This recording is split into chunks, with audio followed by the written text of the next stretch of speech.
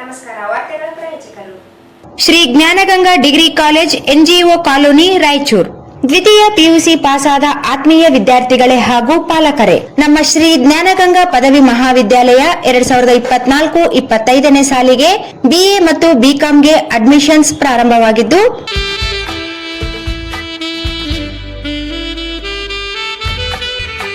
Visit KTB Jewel Palace, Udayanagar, station road, Raichur. Mobile 8123535300. Shri Raghavendra ghee, Shri Raghavendra Bharat furnitures ರಾಯಚೂರಿನಲ್ಲಿ ಮೊದಲ ಬಾರಿಗೆ 3 ಮಳಿಗೆ ಒಳಗೊಂಡ ಬೃಹತ್ ಆಕಾರದ furniture showroom.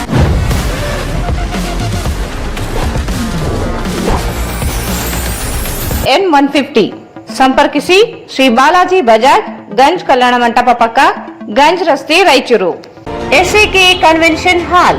Book now flat 50% discount. Save of the season with luxury rooms, faculty, fully centralized AC halls, wide parking areas, facilities. Visit Shekhar Nagar, IB Road, Raichur.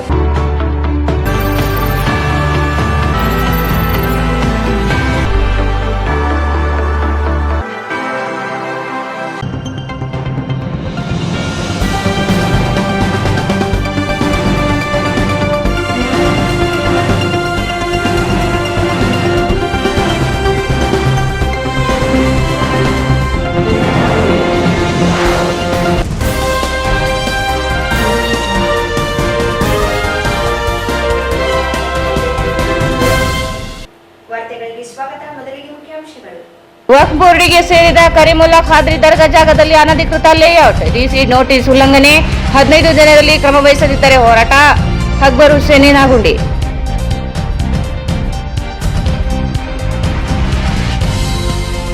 ನಾಳೆ ಈಶಾನ್ಯ ಪದವೀಧರ ಕ್ಷೇತ್ರ ಚುನಾವಣೆ, ಮತಗಟ್ಟೆಗೆ ತೆರಳಿದ ಸಿಬ್ಬಂದಿಗಳು. ವಿಶ್ವ ಬೈಸಿಕಲ್ ದಿನಾಚರಣೆ, ಸೈಕಲ್ ಬಳಕೆಯಿಂದ ಉತ್ತಮ ಆರೋಗ್ಯಕ್ಕೆ ಸಹಕಾರಿ. ಶಿವರಾಜ್ ಪಾಟೀಲ್.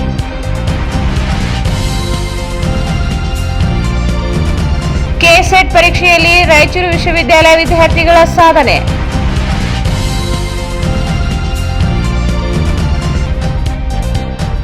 ಮೂರು ವಿಧಾನ ಪರಿಷತ್ ಸ್ಥಾನಗಳು ಜಿಲ್ಲೆಯ ಪಾಲಿಗೆ.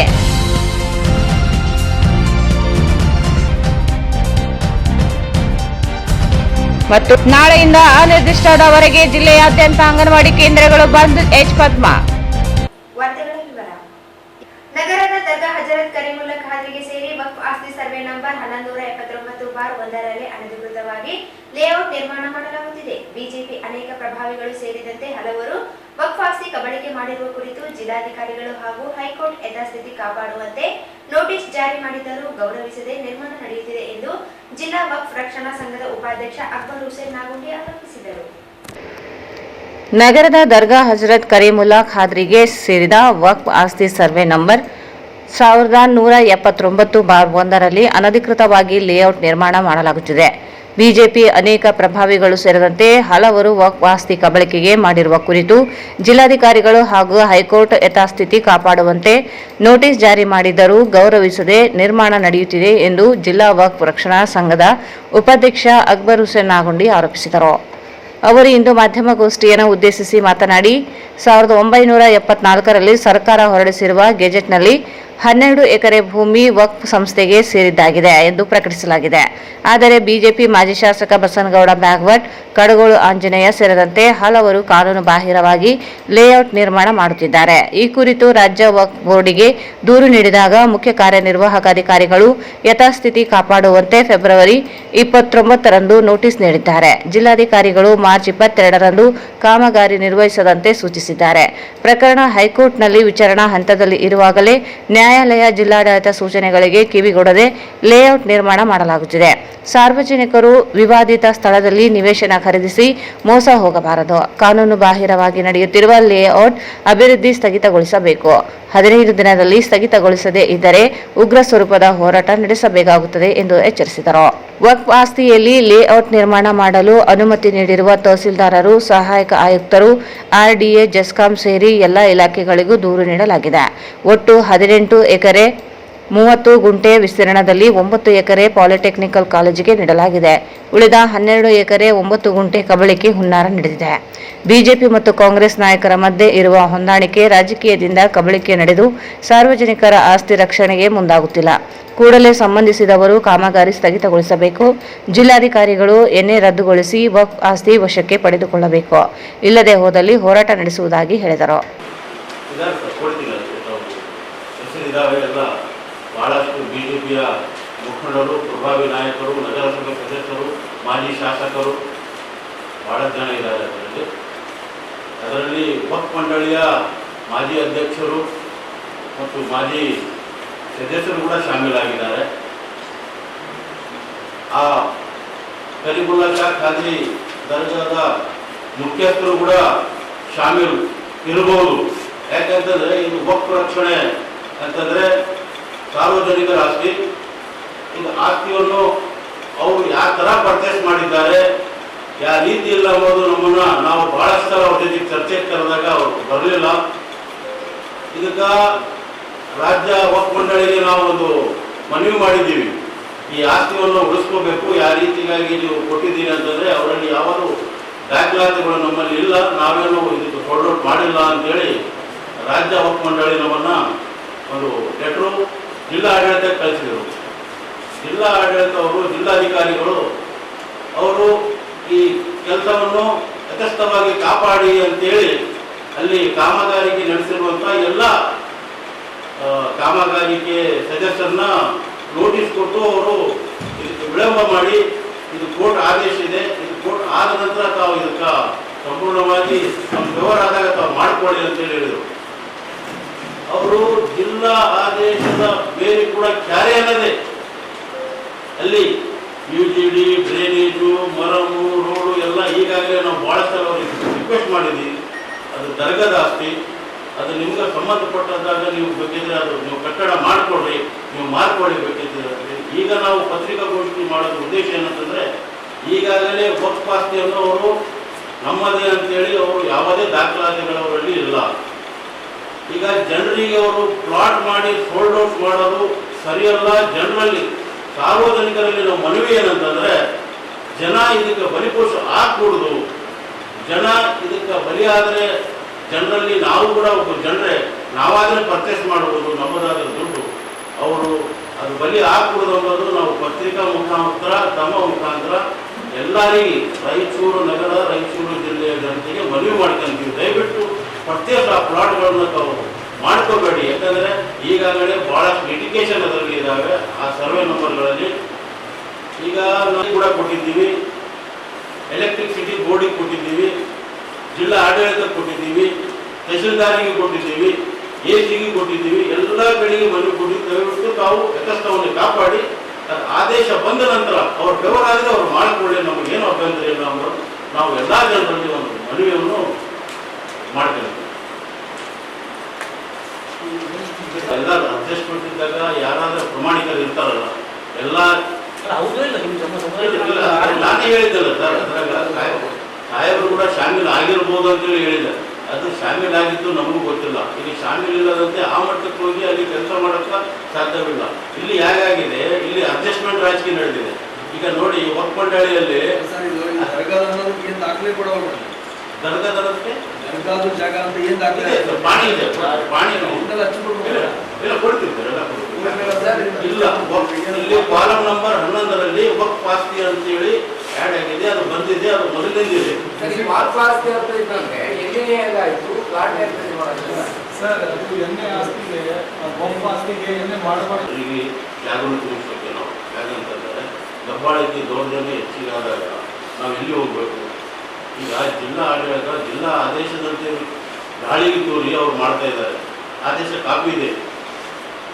ಡೆಪ್ಟಿ ಡೈರೆಕ್ಟರ್ ಅವ್ರು, ಕಮಿಷನರ್ ಅವ್ರು ಏನು ಹೇಳಿದ್ದಾರೆ, ಇದು ಯಥಾಸ್ಥವನ್ನು ಕಾಪಾಡಿ ಅಂತೇಳಿ ಲೆಟರ್ ಕೊಟ್ಟಿದ್ದಾರೆ, ನೋಟಿಸ್ ಕೊಟ್ಟು ಜಸ್ಟಿಸ್ ಫಾರ್ ಪೀಪಲ್ಸ್ ಅಧ್ಯಕ್ಷ ಮೆಹಬೂಬ್ ಪಾಷಾ ಮುಲಿಮನಿ ಮಾತನಾಡಿ, ವಕ್ಫ್ ಬೋರ್ಡಿಗೆ ಸೇರಿದ ಆಸ್ತಿಯಲ್ಲಿ ಲೇಔಟ್ ನಿರ್ಮಾಣ ತಡೆಯಲು ಕಾನೂನಾತ್ಮಕ ಹೋರಾಟದೊಂದಿಗೆ ಜನಾಂದೋಲನ ರೂಪಿಸಲಾಗುತ್ತದೆ.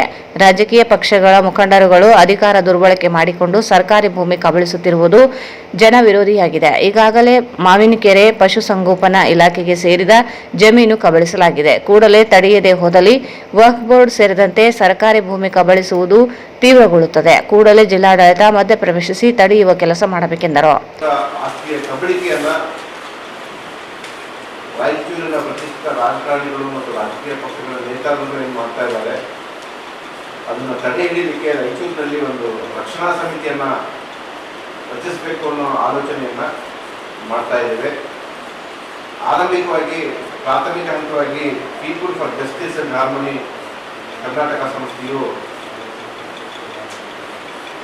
ರಾಯಚೂರಿನ ವಕ್ಫ್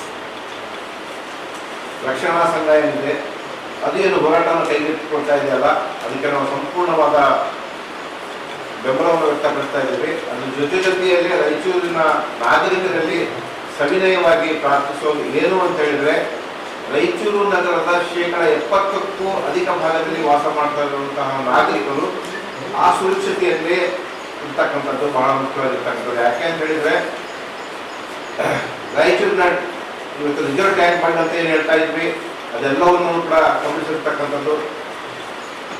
ಪಶು ಸಂಗೋಪನಾ ಇಲಾಖೆಯ ಆಸ್ತಿಯನ್ನು ಒಳಗೊಂಡು ಸರ್ಕಾರದ ಬಹುತೇಕ ಕಚೇರಿಗಳ ಆಸ್ತಿಯನ್ನ ಇವತ್ತು ಕಬಳಿಕೆ ಆಗಿದೆ. ಈ ಕಬಳಿಕೆ ಹಿಂದೆ ರಾಜಕೀಯ ಪಕ್ಷಗಳು ಮತ್ತು ರಾಜಕೀಯ ನೇತಾರರ ಹುನ್ನಾರ ಅಡಗಿರೋದ್ರಿಂದ ರಾಯಚೂರಿನ ನಾಗರಿಕರು ಈ ನಗರದ ಆಸ್ತಿಯನ್ನ ಉಳಿಸ್ಕೊಳ್ಳಿಕ್ಕೋಸ್ಕರ ಅತ್ಯಂತ ಎಚ್ಚರಿಕೆಯಲ್ಲಿರಬೇಕು. ಯಾಕೆ ಅಂತ ಹೇಳಿದ್ರೆ, ಇವತ್ತು ಈ ವಕ್ಫ್ಗೆ ಸಂಬಂಧಪಟ್ಟಂತಹ ಆಸ್ತಿ ಏನಿದೆ, ಅಧಿಸೂಚಿಸಲ್ಪಟ್ಟಿರ್ತಕ್ಕಂಥ ಇದು ನೋಟಿಫೈಡ್ 18 ಎಕರೆ ನೋಟಿಫೈಡ್ ಆಗಿರ್ತಕ್ಕಂಥ ಆಸ್ತಿ ಇದು ವಕ್ಫ್ ಮಂಡಳಿಯಿಂದ. ಅದರಲ್ಲಿ 6 ಎಕರೆಯನ್ನ ಮಾತ್ರ ಪಾಲಿಟೆಕ್ನಿಕ್ ಕಾಲೇಜ್ ಕೊಟ್ಟಿದ್ದು, ಉಳಿದೆಲ್ಲವನ್ನು ನೋಟಿಫೈ ಆಗಿರೋದನ್ನ ಸರ್ಕಾರ ಈವರೆಗೂ ಹಿಂತೆಗೆದುಕೊಂಡಿರೋದಿಲ್ಲ. ಇದನ್ನ ಮಾರಾಟ ಮಾಡಲಿಕ್ಕೆ ಕೂಡ ಅವಕಾಶ ಇಲ್ಲ ನಿಯಮಗಳಲ್ಲಿ. ಇಂತಹ ಆಸ್ತಿಯನ್ನ ಅಧಿಕಾರಸ್ಥರು ಆಡಳಿತ ಯಂತ್ರವನ್ನು ದುರುಪಯೋಗಪಡಿಸಿಕೊಂಡು ಇವತ್ತು ಅದನ್ನ ಎನ್ಎ ಮಾಡಿರ್ತಕ್ಕಂಥದ್ದಾಗಿರ್ಬೋದು ಅಥವಾ ಲೇಔಟ್ ಅಪ್ರೂವಲ್ ಮಾಡಿರ್ತಕ್ಕಂಥದ್ದಾಗಿರ್ಬೋದು, ಇದೆಲ್ಲವೂ ಮುಂದಿನ ದಿನಗಳಲ್ಲಿ ಕಾನೂನಿನ ಹೋರಾಟದ ಮೂಲಕ ರದ್ದುಗೊಳ್ಳುವಂತಹ ಸಾಧ್ಯತೆ ಇದೆ. ಇದು ಅಧಿಕಾರ ದುರುಪಯೋಗದ ಮೂಲಕ ಇವತ್ತು ಕಾನೂನಿನ ದುರುಪಯೋಗವನ್ನು ಮಾಡಿಕೊಂಡು ಈ ಲೇಔಟ್ ಅನ್ನು ನಿರ್ಮಿಸಿರೋದ್ರಿಂದ ರಾಯಚೂರಿನ ನಾಗರಿಕರು ಇಂತಹ ಆಸ್ತಿಯನ್ನು ಖರೀದಿಸುವಾಗ ಅತ್ಯಂತ ಎಚ್ಚರಿಕೆಯಲ್ಲಿರಬೇಕು ಅನ್ನುವಂತಹ ಮೂಲಭೂತ ಕಾರಣಕ್ಕೋಸ್ಕರ ಇವತ್ತು ವಕ್ಫ್ ಸಂಘದವರು ಇವತ್ತು ಪ್ರೆಸ್ ಮೀಟ್ ಮಾಡ್ತಾ ಇರ್ತಕ್ಕಂಥದ್ದು.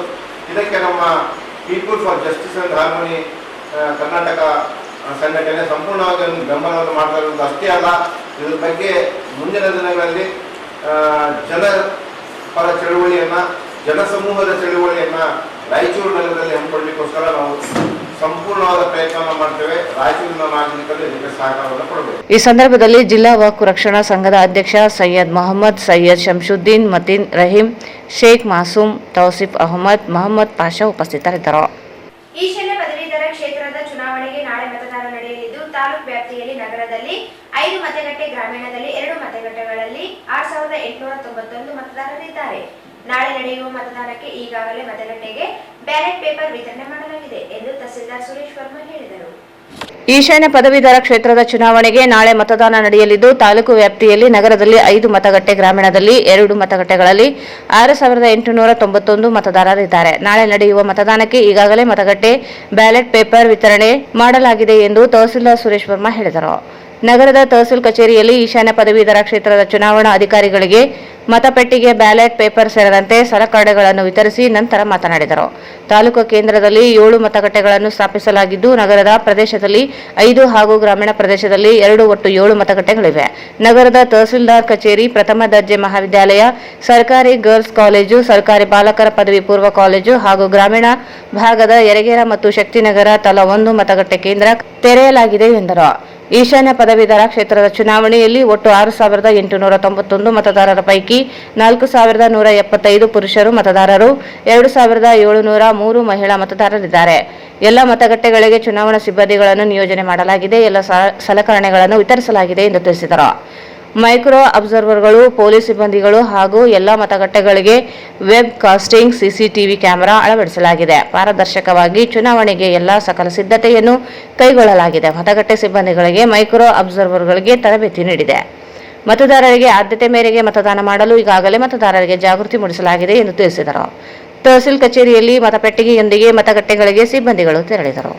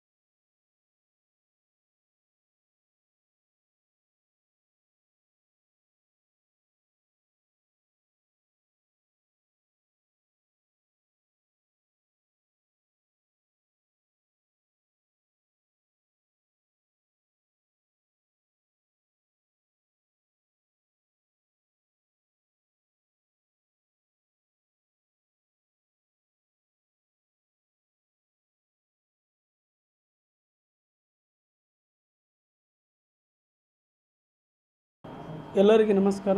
ಕರ್ನಾಟಕ ಈಶಾನ್ಯ ಪದವೀಧರ ಮತಕ್ಷೇತ್ರದ ಚುನಾವಣೆ ಪೂರ್ವ ತಯಾರಿ ನಡೆದಿದೆ.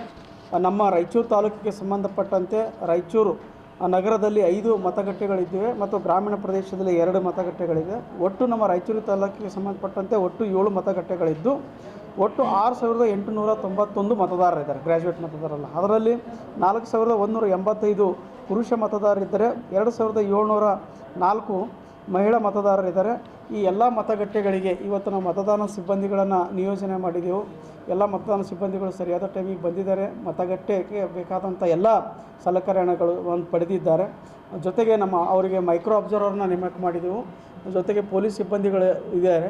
ಜೊತೆಗೆ ಎಲ್ಲ ಮತಗಟ್ಟೆಗಳಲ್ಲಿ ವೆಬ್ಕಾಸ್ಟಿಂಗ್ CC ಕ್ಯಾಮ್ರಾ ಅಳವಡಿಸಲಾಗಿದೆ. ಯಾವುದೇ ರೀತಿಯ ಮತದಾನ ಸಿಸ್ಟಮನ್ನು ಪಾರದರ್ಶಕವಾಗಿ ನಡೆಯುವಂತೆ ಎಲ್ಲ ಸಕಲ ಕ್ರಮಗಳನ್ನು ಕೈಗೊಳ್ಳಲಾಗಿದೆ. ಮತ್ತು ಯಾವುದೇ ಸಾಕಷ್ಟು ನಾವು ಮತದಾರ ಸಿಬ್ಬಂದಿಗಳಿಗೆ 2 ಸಲ ಟ್ರೈನಿಂಗ್ ಕೊಟ್ಟಿದ್ದೆವು. ಈವನ್ ಮೈಕ್ರೋ ಅಬ್ಸರ್ವರ್ಗೆ 2 ಸಲ ಟ್ರೈನಿಂಗ್ ಕೊಟ್ಟಿದ್ದೆವು. ಮತ್ತು ಇವತ್ತು ಕೂಡ ಅವರಿಗೆ ಬ್ರೀಫಾಗಿ ಏನಾದರೂ ಡೌಟ್ ಇತ್ತಂದರೆ ಆ ಡೌಟ್ ಕ್ಲಿಯರ್ ಮಾಡೋಂಥ ಶಿಕ್ಷಣ ಮಾಡಿದ್ದೆವು. ಜೊತೆಗೆ ಇದು ಅಲ್ಲದೆ ಜೊತೆಗೆ ಮತದಾರರಿಗೆ ಯಾವ ಥರ ಆದ್ಯತೆ ಮೇರೆಗೆ ಮತದಾನ ಮಾಡಬೇಕನ್ನುವುದರ ಬಗ್ಗೆ ಕೂಡ ಸಾಕಷ್ಟು ನಮ್ಮ DC ಸಾಹೇಬರು, RC ಸಾಹೇಬರು ಸಾಕಷ್ಟು ಮೀಡಿಯಾಗಳಲ್ಲಿ ಪ್ರಚಾರ ಮಾಡಿದ್ದಾರೆ. ಇವತ್ತು ಕೂಡ ನಾವು A3 ಸೈಜ್ನಲ್ಲಿ ಹೊರಗೆ ಮತಗಟ್ಟೆ ಹೊರಗಡೆ ಒಂದು ದೊಡ್ಡ ಇದನ್ನು ಹಾಕ್ತಾಯಿದ್ದೆವು. ಯಾವೊಬ್ಬ ಮತದಾರರು ಪದವೀಧರ ಮತದಾರರು ನೋಡ್ಕೊಂಡು ಯಾವ ಥರ ಮತದಾನ ಮಾಡಬೇಕು ಅನ್ನೋದಕ್ಕೆ ಸಕಲ ವ್ಯವಸ್ಥೆ ಮಾಡಿಕೊಡ್ತೀವಿ. ಒಟ್ಟಾರೆಯಾಗಿ ನಮ್ಮ 7 ಮತಗಟ್ಟೆ ಕೇಂದ್ರಕ್ಕೆ ಸುಗಮವಾಗಿ, ವ್ಯವಸ್ಥಿತವಾಗಿ, ಪಾರದರ್ಶಕವಾಗಿ ಮತದಾನ ಮಾಡೋಕ್ಕೆ ನಾವು ಎಲ್ಲ ಕ್ರಮಗಳು ಕೈಗೊಂಡಿದ್ದೀವಿ. ಪ್ರತಿನಿತ್ಯ ಸೈಕಲ್ ತುಳಿಯುವುದರಿಂದ ಉತ್ತಮ ಆರೋಗ್ಯ ಕಾಪಾಡಿಕೊಳ್ಳಲು ಸಾಧ್ಯವಾಗಲಿದೆ ಎಂದು ಶಾಸಕ ಡಾಕ್ಟರ್ ಎಸ್ ಶಿವರಾಜ್ ಪಾಟೀಲ್ ಹೇಳಿದರು. ಪ್ರತಿನಿತ್ಯ ಸೈಕಲ್ ತುಳಿಯುವುದರಿಂದ ಉತ್ತಮ ಆರೋಗ್ಯ ಕಾಪಾಡಿಕೊಳ್ಳಲು ಸಾಧ್ಯವಾಗಲಿದೆ ಎಂದು ಶಾಸಕ ಡಾಕ್ಟರ್ ಎಸ್ ಶಿವರಾಜ್ ಪಾಟೀಲ್ ಹೇಳಿದರು. ಅವರು ನಗರದಲ್ಲಿ ಸೈಕ್ಲಿಂಗ್ ಅಸೋಸಿಯೇಷನ್ ವತಿಯಿಂದ ಆಯೋಜಿಸಿದ್ದ ವಿಶ್ವ ಬೈಸಿಕಲ್ ದಿನಾಚರಣೆ ಕಾರ್ಯಕ್ರಮದಲ್ಲಿ ಸೈಕಲ್ ತುಳಿಯುವುದರ ಮೂಲಕ ಜಾಥಾ ಉದ್ಘಾಟಿಸಿ ಮಾತನಾಡಿದರು. ಸೈಕಲ್ ತುಳಿಯುತ್ತಾ ತಮ್ಮ ಆರೋಗ್ಯ ಕಾಪಾಡಿಕೊಳ್ಳುವುದಲ್ಲದೆ ಜನರಲ್ಲಿ ಆರೋಗ್ಯದ ಮಹತ್ವ ಸಾರುತ್ತಿರುವ ಸಂಘದ ಸದಸ್ಯರ ಕಾರ್ಯವನ್ನು ಶ್ಲಾಘಿಸಿದರು. ನಗರದ ಎಲ್ಲ ಜನರು ಸೈಕಲ್ ತುಳಿಯುತ್ತಾ ಆರೋಗ್ಯ ಕಾಪಾಡಿಕೊಳ್ಳಬೇಕು ಎಂದು ಕರೆ ನೀಡಿದರು. ನಗರದ ಜನರು ಕಸವನ್ನು ಸರಿಯಾಗಿ ವಿಲೇವಾರಿ ಮಾಡಬೇಕು ಮತ್ತು ನಗರವನ್ನು ಸ್ವಚ್ಛವಾಗಿಡುವಲ್ಲಿ ಆಡಳಿತದೊಂದಿಗೆ ಕೈಜೋಡಿಸುವಂತೆ ಮನವಿ ಮಾಡಿದರು. ಈ ಸಂದರ್ಭದಲ್ಲಿ ರಾಯಚೂರು ಬೈಸಿಕಲ್ ಅಸೋಸಿಯೇಷನ್ ನೋಂದಣಿ ಮಾಡಿಸಿದ ದಾಖಲೆ ಅನಾವರಣಗೊಳಿಸಿದರು. ನಗರದ ಬಸವ ಆಸ್ಪತ್ರೆಯಿಂದ ಆರಂಭಗೊಂಡ ಜಾಥಾವು ಪ್ರಮುಖ ರಸ್ತೆಗಳಲ್ಲಿ ಸಂಚರಿಸಿ ಸೈಕ್ಲಿಂಗ್ ಬಗ್ಗೆ ಜಾಗೃತಿ ಮೂಡಿಸಿದರು. ಅಸೋಸಿಯೇಷನ್ ಅಧ್ಯಕ್ಷ ಡಾಕ್ಟರ್ ಬಸವರಾಜ್ ಪಾಟೀಲ್ ಸ್ವಾಗತಿಸಿದರು.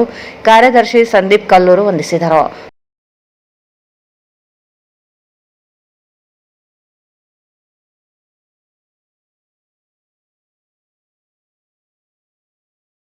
ಮತ್ತು ಯುವಕರು ಸೇರಿ ಇವತ್ತು ರಾಯಚೂರಿನಲ್ಲಿ cycling association, Raichur cycling association ಅನ್ನುವ ಸಂಸ್ಥೆ ತೆಗೆದು ರಿಜಿಸ್ಟ್ರೇಷನ್ ಮಾಡಿ ನಾಳೆ ನಡೀತಿರುವಂಥ ವರ್ಲ್ಡ್ ಸೈಕ್ಲಿಂಗ್ ಡೇದಂದು ಅವರು ಸಂಪೂರ್ಣವಾಗಿ ಪ್ರತಿ ದಿನ ಸೈಕ್ಲಿಂಗ್ ಮಾಡುವ ಮೂಲಕ ಜನರಿಗೆ ಆರೋಗ್ಯದ ಕಾಳಜಿ ಬಗ್ಗೆ, ರಾಯಚೂರಿನ ಏಳಿಗೆ ಬಗ್ಗೆ ಮತ್ತು ರಾಯಚೂರಿನ ಪರಿಸರದ ಬಗ್ಗೆ ಜಾಗೃತಿ ಮೂಡಿಸುವಂಥ ಕೆಲಸ ಅನೇಕ ವರ್ಷಗಳಿಂದ ಮಾಡ್ತಾ ಇದ್ದಾರೆ. ಅದೇ ಥರನಾಗಿ ಇವತ್ತು ಸಹಿತ ಅವರು ತಮ್ಮ ಅಸೋಸಿಯೇಷನ್ ಉದ್ಘಾಟನೆ ಮಾಡಿ ಸಂಪೂರ್ಣ ರಾಯಚೂರು ತುಂಬ ತಿರುಗಾಡಿ ಯಾವ ರೀತಿ ನಮ್ಮ ಆರೋಗ್ಯ ಸೈಕ್ಲಿಂಗ್ ಮಾಡೋ ಮೂಲಕ ಕಾಪಾಡ್ಕೋಬೇಕು ಅನ್ನುವ ಒಂದು ಜಾಗೃತಿ ಮೂಡಿಸಿ ಇವತ್ತು ಎಲ್ಲ ರಾಯಚೂರು ನಗರ ಜನರ ಆರೋಗ್ಯ ಸುಧಾರಣೆಗೆ ತಮ್ಮ ಕೈಲಾದಷ್ಟು ಸೇವೆ ಮಾಡುವಂತಹ ಗುರಿ ಇಟ್ಕೊಂಡು ಇವತ್ತು ಅದೇ ಥರನಾಗಿ ನಾನು ಅವರಲ್ಲಿ ವಿನಂತಿ ಮಾಡೋದು, ತಿಂಗಳಲ್ಲಿ ಒಂದಿನ ಅವರು ಸಂಡೇ ಇಲ್ಲ ಸ್ಯಾಟರ್ಡೇ ಬೆಳಗ್ಗೆ ನಮ್ಮ ರಾಯಚೂರಿನ ಎಲ್ಲ ಮಾರ್ಕೆಟ್ಗಳಲ್ಲಿ ತಿರುಗಾಡಿ ಎಲ್ಲ ಅಂಗಡಿಯವರಿಗೆ ರಸ್ತೆ ಮೇಲೆ ಕಸ ಹಾಕದ ರೀತಿಯಲ್ಲಿ ಜಾಗೃತಿ ಮೂಡಿಸುವಂಥ ಕೆಲಸ ಮಾಡಲಿ ಅಂತ ಹೇಳಿ ನಾನು ಅವರಲ್ಲಿ ಕೇಳಿಕೊಂಡು, ನಮ್ಮ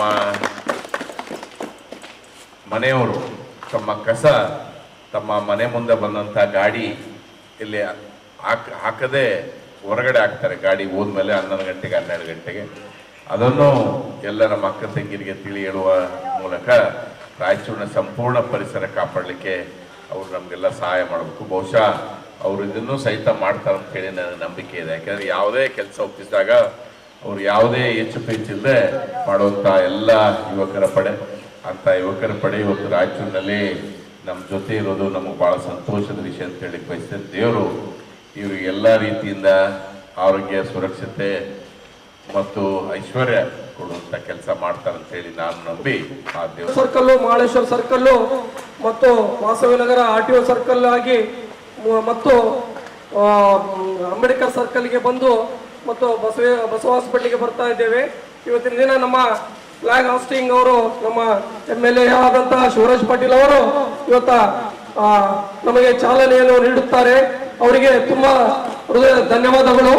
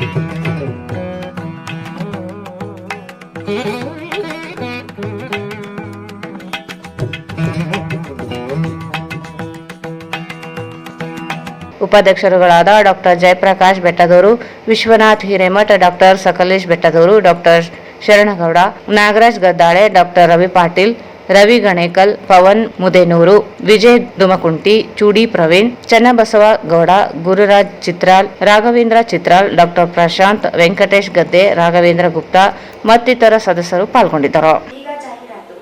Shri Jnanaganga degree college NGO colony Raichur. ದ್ವಿತೀಯ PUC ಪಾಸಾದ ಆತ್ಮೀಯ ವಿದ್ಯಾರ್ಥಿಗಳೇ ಹಾಗೂ ಪಾಲಕರೇ, ನಮ್ಮ ಶ್ರೀ ಜ್ಞಾನಗಂಗಾ ಪದವಿ ಮಹಾವಿದ್ಯಾಲಯ 2024-25ನೇ ಸಾಲಿಗೆ BA ಮತ್ತು BComಗೆ ಅಡ್ಮಿಷನ್ಸ್ ಪ್ರಾರಂಭವಾಗಿದ್ದು, ಗ್ರಾಮೀಣ ಹಾಗೂ ನಗರ ಭಾಗದ ಪ್ರತಿಭಾವಂತ ವಿದ್ಯಾರ್ಥಿಗಳಿಗೆ 1 ವರ್ಷಕ್ಕೆ ಕೇವಲ 4,000 ರೂಪಾಯಿ ಫೀಸ್ ತೆಗೆದುಕೊಂಡು ಪ್ರವೇಶ ನೀಡಲಾಗುವುದು. ಅಲ್ಲದೆ ಹಾಸ್ಟೆಲ್ ಸೌಲಭ್ಯ, ವಿದ್ಯಾರ್ಥಿಗಳ ವೇತನ ಸೌಲಭ್ಯ, ಬಸ್ ಸೌಲಭ್ಯ, ಲೈಬ್ರರಿ ಪುಸ್ತಕಗಳ ಸೌಲಭ್ಯ, ಇನ್ನಿತರ ವಿದ್ಯಾರ್ಥಿಗಳಿಗೆ ಅನುಕೂಲವಾಗುವ ಎಲ್ಲಾ ರೀತಿಯ ಸೌಲಭ್ಯ ಮತ್ತು ಸಹಕಾರವನ್ನು ನೀಡಲಾಗುವುದು. ಅಲ್ಲದೆ 100ರಷ್ಟು ಫಲಿತಾಂಶ ನೀಡಲಾಗುವುದು. ಇದರಲ್ಲಿ ನಿಮಗೆ ಯಾವುದೇ ರೀತಿಯ ಅನುಮಾನ ಬೇಡ. ನಗರ ಹಾಗೂ ಗ್ರಾಮೀಣ ಭಾಗದ ಪ್ರತಿಭಾವಂತ ವಿದ್ಯಾರ್ಥಿಗಳು ಈ ಸೌಲಭ್ಯದ ಸಹಾಯವನ್ನು ಪಡೆಯಲು ತಿಳಿಸಿದೆ. Regular classes start from June 1st week. ಕೇವಲ 100 ವಿದ್ಯಾರ್ಥಿಗಳಿಗೆ ಮಾತ್ರ ಪ್ರವೇಶ ಅವಕಾಶ ನೀಡಲಾಗುತ್ತದೆ. ಹೆಚ್ಚಿನ ಮಾಹಿತಿಗಾಗಿ ಸಂಪರ್ಕಿಸಿ 9916 941389 8904 700299. ವಿದ್ಯಾರ್ಥಿನಿಯರಿಗೆ 50% ಪ್ರವೇಶಗಳು ಕಾಯ್ದಿರಿಸಲಾಗಿದೆ. Shri Jnanaganga degree college NGO colony Raichur.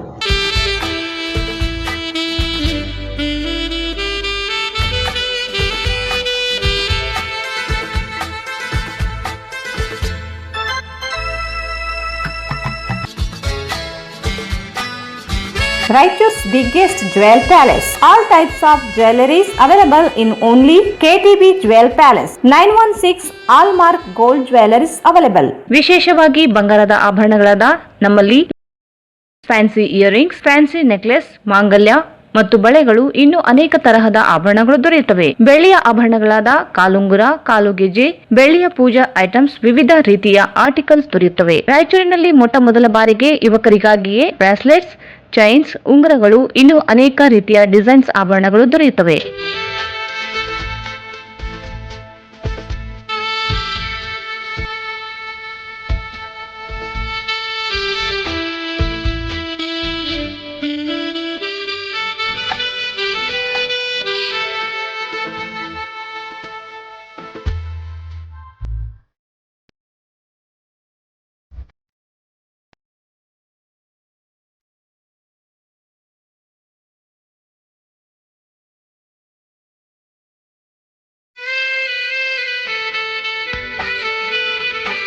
Visit KTB Jewel Palace, Udayanagar, Station Road, Raichur. Mobile 8123-535300. Sri Raghavendra Ghee. Sri Raghavendra Tupa. Sri Raghavendra Ghee.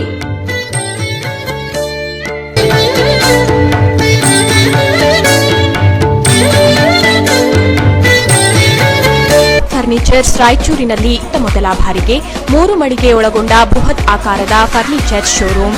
We have office, household and all kinds of furnitures. Dealer in wooden cot, dining table, sofa set, dressing table, computer table, tea tables, office chairs, steel almari, wardrobe, TV stands, glassware items, sleepwell products, Damro, cello chairs, Supreme sofa set, Doco style furnitures, Sri Steel furnitures.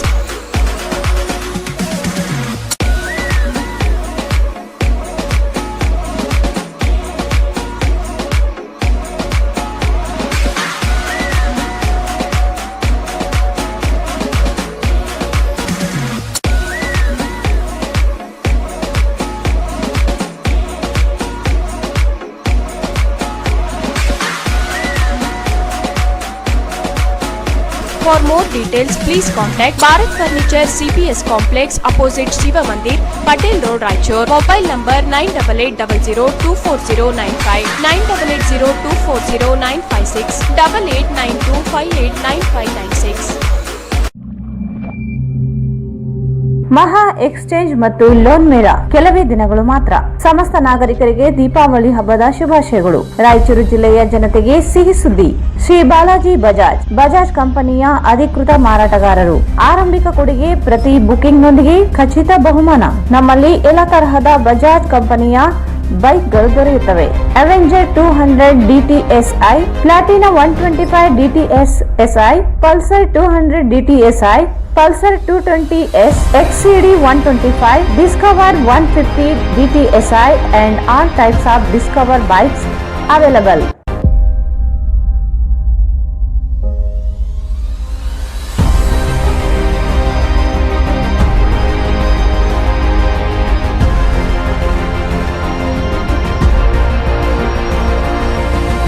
Visit beside Ganj Kalyana Mandap, Ganj Road, Raichur. Mobile 8844600181. SAK Convention Hall. Book now flat 50% discount. Save of the season. With luxury rooms, faculty, fully centralized AC halls, wide parking areas facilities. Visit Shekhar Nagar, IB Road, Raichur. Visit SAK Convention Hall, Shekhar Nagar, IB road, Raichur. ನಿಮ್ಮ ಯಾವುದೇ ಶುಭ ಕಾರ್ಯಕ್ರಮಗಳು ನಿಮ್ಮ ನೆನಪಿನಲ್ಲಿ ಉಳಿಯಬೇಕೇ? ಪ್ರಪ್ರಥಮ ಬಾರಿಗೆ ರಾಯಚೂರು ನಗರದಲ್ಲಿ ಅತ್ಯಂತ ವೈಭವವಾಗಿ ಆಚರಿಸಲು ವಿಶಾಲವಾದ ಕನ್ವೆನ್ಷನ್ ಹಾಲ್, ಅದು SCK convention hall. We decorate, you celebrate. ಸಂಪೂರ್ಣ ಏರ್ ಕಂಡೀಷನರ್ ಹಾಲ್ ಇದಾಗಿದ್ದು 600 ರಿಂದ 800 ಆಸನಗಳನ್ನು ಹೊಂದಿದ್ದು ಪ್ರತ್ಯೇಕವಾದ ಡೈನಿಂಗ್ ಹಾಲ್ ಹೊಂದಿದೆ. ನಮ್ಮಲ್ಲಿ naming ceremony, engagement, marriage, reception, college seminars, corporate events, product launching, brand promotion, get together parties, ಇನ್ನು ಹಲವು ರೀತಿಯ ಫಂಕ್ಷನ್ಸ್ ಇಲ್ಲಿ ಮಾಡಬಹುದು. ವಿಶಾಲವಾದ ಪಾರ್ಕಿಂಗ್ ವ್ಯವಸ್ಥೆ ಹೊಂದಿದ್ದು ರೈಲ್ವೆ ಸ್ಟೇಷನ್ ಮತ್ತು ಬಸ್ ಸ್ಟ್ಯಾಂಡ್ಗೆ ಹತ್ತಿರವಿದೆ.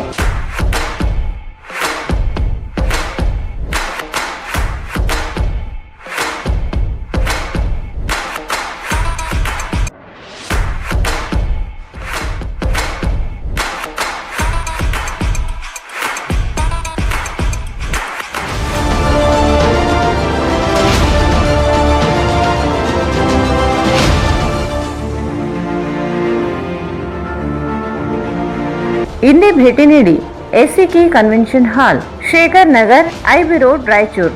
ಮೊಬೈಲ್ 9483770202.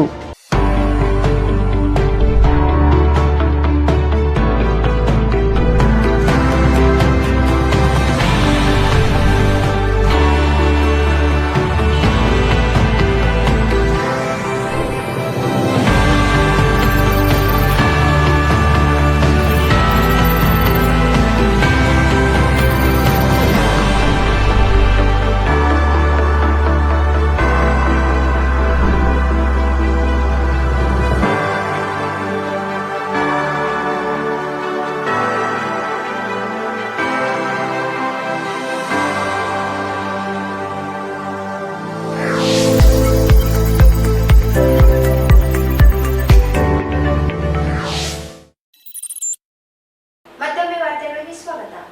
2024ರ ಜನವರಿ ತಿಂಗಳಲ್ಲಿ ಕೆಇಎ ನಡೆಸಿದ್ದ ಕರ್ನಾಟಕ ರಾಜ್ಯ ಅರ್ಹತಾ ಪರೀಕ್ಷೆಯಲ್ಲಿ ಕೆಸೆಟ್ ರಾಯಚೂರು ವಿಶ್ವವಿದ್ಯಾಲಯದ ಹಾಲಿ ಮತ್ತು ಹಳೆಯ ವಿದ್ಯಾರ್ಥಿಗಳನ್ನು ಒಳಗೊಂಡಂತೆ ಒಟ್ಟು 20 ವಿದ್ಯಾರ್ಥಿಗಳು ಅರ್ಹತೆಯನ್ನು ಗಳಿಸುವ ಮೂಲಕ ಗಮನವನ್ನು ಸೆಳೆದಿದ್ದಾರೆ. 2024ರ ಜನವರಿ ತಿಂಗಳಲ್ಲಿ ಕೆಇಎ ನಡೆಸಿದ್ದ ಕರ್ನಾಟಕ ರಾಜ್ಯ ಅರ್ಹತಾ ಪರೀಕ್ಷೆಯಲ್ಲಿ ಕೆಸೆಟ್ ರಾಯಚೂರು ವಿಶ್ವವಿದ್ಯಾಲಯ ಹಾಲಿ ಮತ್ತು ಮಹಿಳೆ ವಿದ್ಯಾರ್ಥಿಗಳನ್ನು ಒಳಗೊಂಡಂತೆ ಒಟ್ಟು 20 ವಿದ್ಯಾರ್ಥಿಗಳು ಅರ್ಹತೆಯನ್ನು ಗಳಿಸುವ ಮೂಲಕ ಗಮನವನ್ನು ಸೆಳೆದಿದ್ದಾರೆ.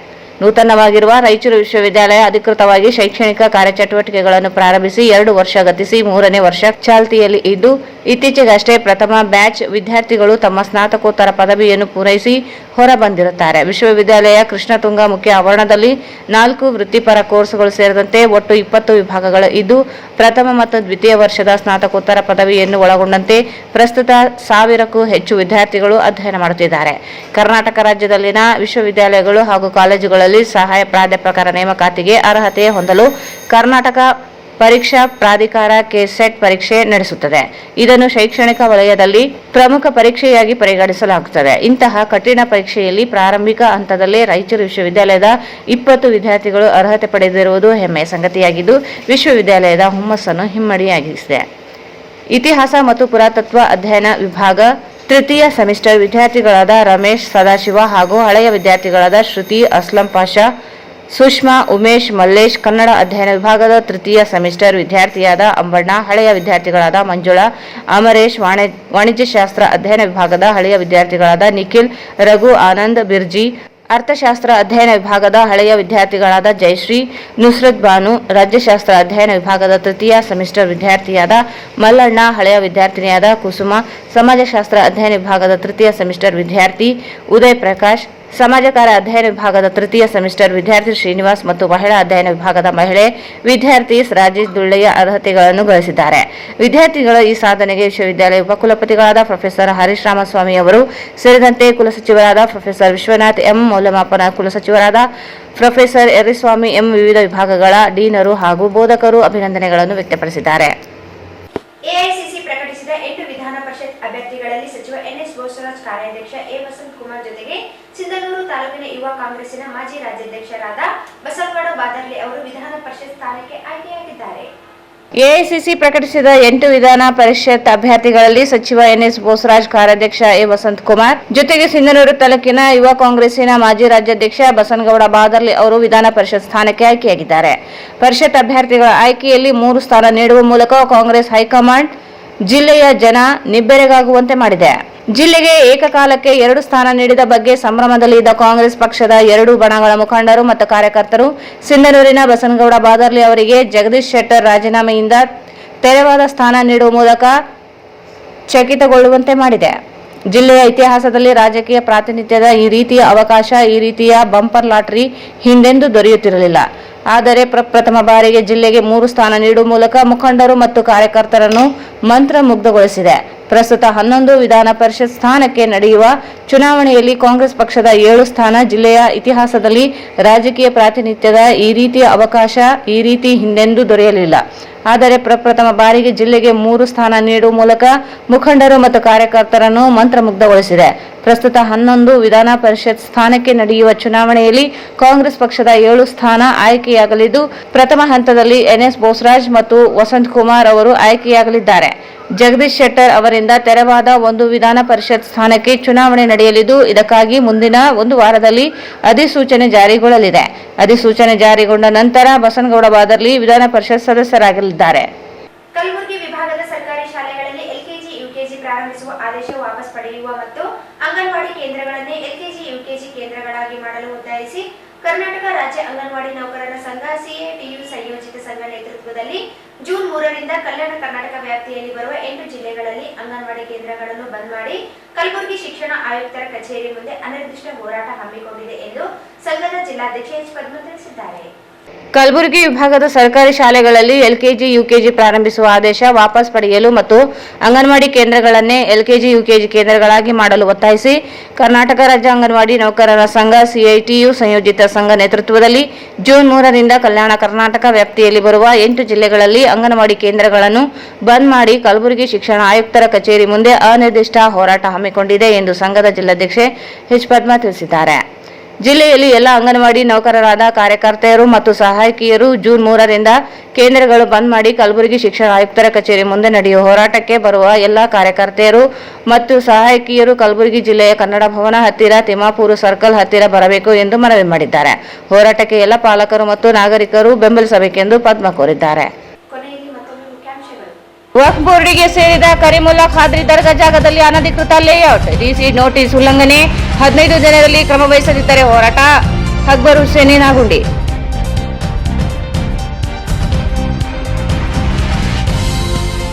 ನಾಳೆ ಈಶಾನ್ಯ ಪದವೀಧರ ಕ್ಷೇತ್ರ ಚುನಾವಣೆ, ಮತಗಟ್ಟೆಗೆ ತೆರಳಿದ ಸಿಬ್ಬಂದಿಗಳು. ವಿಶ್ವ ಬೈಸಿಕಲ್ ದಿನಾಚರಣೆ, ಸೈಕಲ್ ಬಳಕೆಯಿಂದ ಉತ್ತಮ ಆರೋಗ್ಯಕ್ಕೆ ಸಹಕಾರಿ, ಶಿವರಾಜ್ ಪಾಟೀಲ್.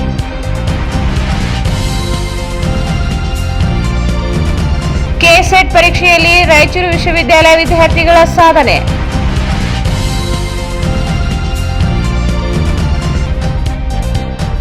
ಮೂರು ವಿಧಾನ ಪರಿಷತ್ ಸ್ಥಾನಗಳು ಜಿಲ್ಲೆಯ ಪಾಲಿಗೆ.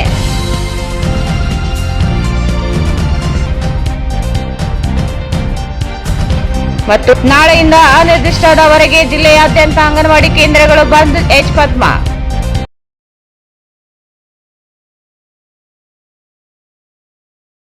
ಇಲ್ಲಿಗೆ ವಾರ್ತಾ ಪ್ರಸಾರ ಮುಕ್ತಾಯವಾಯಿತು. ಮುಂದಿನ ವಾರ್ತೆಗಳೊಂದಿಗೆ ಮತ್ತೆ ಭೇಟಿಯಾಗೋಣ. ಧನ್ಯವಾದಗಳು.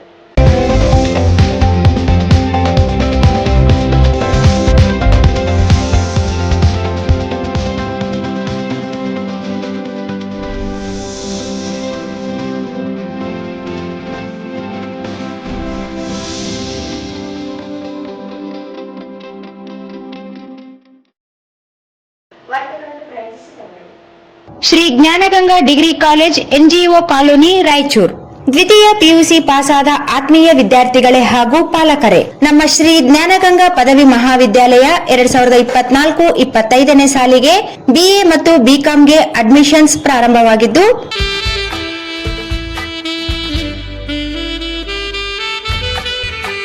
Visit KTB Jewel Palace, Udayanagar, station road, Raichur. Mobile 8123535300. Shri Raghavendra ghee, Shri Raghavendra Bharat furnitures ರಾಯಚೂರಿನಲ್ಲಿ ಮೊದಲ ಬಾರಿಗೆ 3 ಮಳಿಗೆ ಒಳಗೊಂಡ ಬೃಹತ್ ಆಕಾರದ ಫರ್ನಿಚರ್ ಶೋರೂಮ್.